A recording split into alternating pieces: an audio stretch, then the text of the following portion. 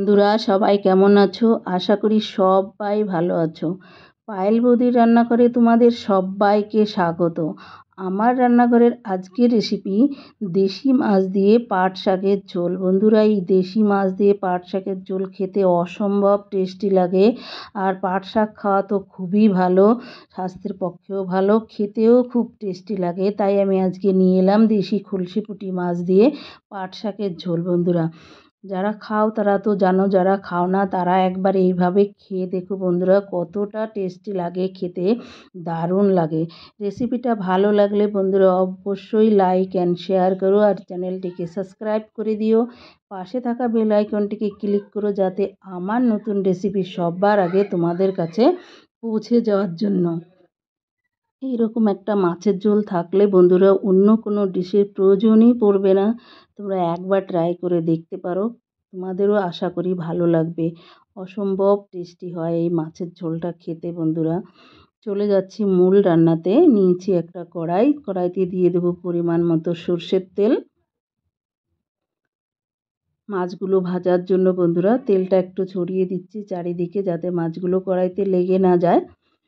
বন্ধুরা, নিয়েছি এখানে দেশি খলসে পুঁটি মাছ, একদম জ্যান্ত ছিল মাছগুলো। বন্ধুরা, খলসে পুঁটি মাছগুলো তো লাফাচ্ছিল। দিয়ে দেবো নুন হলুদ পরিমাণ মতো।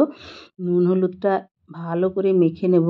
দেখো, বড় বড় সাইজের খলসে মাছ আর সঙ্গে ছোট ছোট সাইজের পুঁটি মাছও আছে। বন্ধুরা, দুটো মিলে মিশিয়ে নিলাম। আর আমি যেখানে থাকি দেশি মাছ তো পাওয়াই যায় না। বন্ধুরা, দিয়ে দিচ্ছি মাছগুলো ভাজার জন্য। ওখানে কোনো দেশি মাছ পাই না। বন্ধুরা, আমি এখন বাড়িতে এসেছি ছুটিতে, তাই আমি কিছু দেশি মাছের রেসিপিগুলো দেখাচ্ছি। মাছগুলো ভালো করে ছড়িয়ে দেবো একটার সঙ্গে একটা, যাতে না লেগে যায় বন্ধুরা, তাতে ভাজাটাও সুন্দর হবে।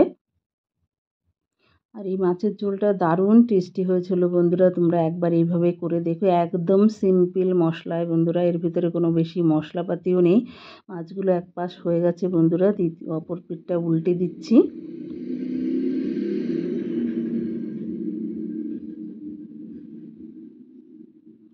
এক পাশটা হয়ে গেছে বন্ধুরা, দ্বিতীয় পাশটা আমি উল্টে নেব আবার।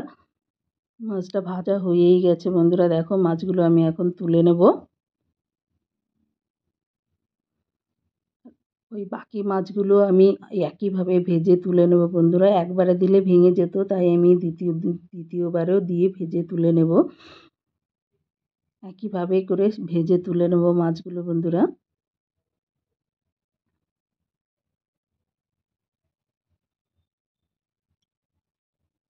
দেখো, একইভাবে ভেজে তুলে নিলাম মাছগুলো। এখন আমি চলে আসছি তরকারিটা রান্না করার জন্য। নিচে এখানে পাট শাক, যে একদম কচি কচি পাট শাকগুলো ভালো করে বেছে পরিষ্কার করে ধুয়ে কেটে নিয়েছি বন্ধুরা। একটু বড় বড় করে কেটেছি, যেহেতু ঝোল করব তাই। দিয়ে দিলাম তেলের মধ্যে পাট শাকগুলো একটু ভেজে নেব বা সাঁতলে নেব বন্ধুরা। একটু নাড়াচাড়া করে এখন দিয়ে দেবো পরিমাণ মতো হলুদ, আর দেব পরিমাণ মতো নুন বন্ধুরা।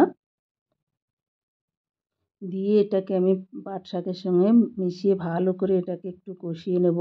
পাট শাকটা একটু নরম করে যাতে মজতে দেব বন্ধুরা। ভালো করে এটা শাকের সঙ্গে মিশিয়ে নেব। খুব বেশি মশলাপাতির দরকারও নেই এই রেসিপিটা করার জন্য, কিন্তু অসম্ভব টেস্টি হয়। তোমরা একবার করে দেখতে পারো বন্ধুরা। দেখো, শাকটা মজেই এসেছে। আর একটু ভেজে নেব বন্ধুরা।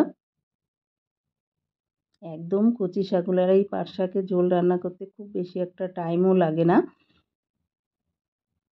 এখন আমি দিয়ে দিচ্ছি চেরা কাঁচা লঙ্কা। আমি শুকনো লঙ্কার গুঁড়ো ইউজ করব না, তোমরা চাইলে ইউজ করতে পারো। শুকনো লঙ্কার গুঁড়ো ইউজ করলে পাট শাকের কালারটা একদম অন্যরকম হয়ে যায়, যে গ্রিন কালারটা থাকে না বন্ধুরা, তাই আমি ইউজ করলাম না। তোমরা চাইলে করতে পারো, আমি কাঁচা লঙ্কাই করব। যারা কাঁচা লঙ্কা ভালোবাসে না তারা অবশ্যই দেবে শুকনো লঙ্কা, কিন্তু আমি শাকের কালারটা বজায় রাখার জন্য আমি গ্রিন চিল্লি দিয়েই করছি। আর এই গ্রিন চিল্লিতে খুব টেস্টি হয় খেতে, তোমরা একবার এভাবেও করে দেখতে পারো। দেখো, শাকটা ভাজা হয়ে গেছে। এখন আমি দিয়ে দেবো পরিমাণ মতো জল। আমি এটা মাখা করব, খুব বেশি ঝোল করব না বন্ধুরা। আর এটা খুব বেশি ঝোল বানালে ভালোও লাগবে না। তাই দিয়ে দিলাম অল্প জল। একদম গা মাখা করবো, এটাকে খুব বেশি ঝোল রাখবো না। এখন আমি ঢাকা দিয়ে রান্না করে নেব 6 মিনিট মতো। পাট শাক সিদ্ধ হতে খুব বেশি টাইমও লাগে না। দেখো ঢাকা খুলে দেখাচ্ছি।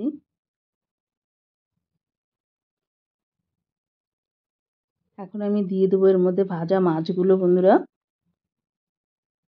দেখো ভাজা খুলসে পুঁটি মাছগুলো সব দিয়ে দিলাম। এটাকে নাড়াচাড়া করে আবার ঢেকে কিছুক্ষণ রান্না করে নেব, যাতে মাছগুলো সফট হয়ে যায়, নরম হয়ে যায়, আর মাছের জুসটা শাকের সঙ্গে পুরো মিলেমিশে যায়। দেখো আমি আবার ঢাকা দিয়ে 4 মিনিট মতো রান্না করে নেব। দেখো হয়ে গেছে। এখন আমি শাকটাকে নামিয়ে নেব। এটাকে আমি ফোড়ন দেওয়ার জন্য, এটা আমি এখনও ফোড়ন দেইনি বন্ধুরা, তোমরা দেখেছো। আমি দ্বিতীয়বারে ফোড়ন দেব। শাকটা নামিয়ে নিচ্ছি। কড়াইটা পরিষ্কার করে ফিরে আসছি, নিয়ে এলাম। এখন দিয়ে দেবো অল্প তেল ফোড়নের জন্য। দেবো একটা তেজপাতা,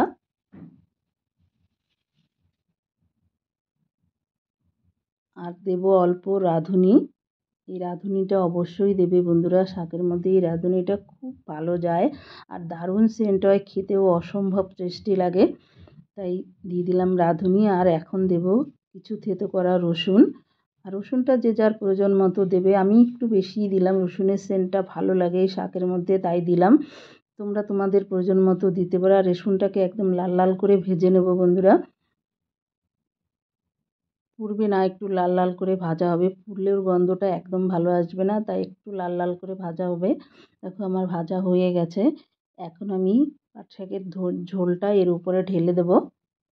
আর এইভাবে রান্না করলে খুব টেস্টি হয় বন্ধুরা, খেয়ে দেখবে একবার এইভাবে, এই পদ্ধতিতে রান্না করে। দিয়ে দেবো অল্প নুন। নুনটা একটু কম লাগছিল বন্ধুরা, তাই আর একটু নুন অ্যাড করলাম।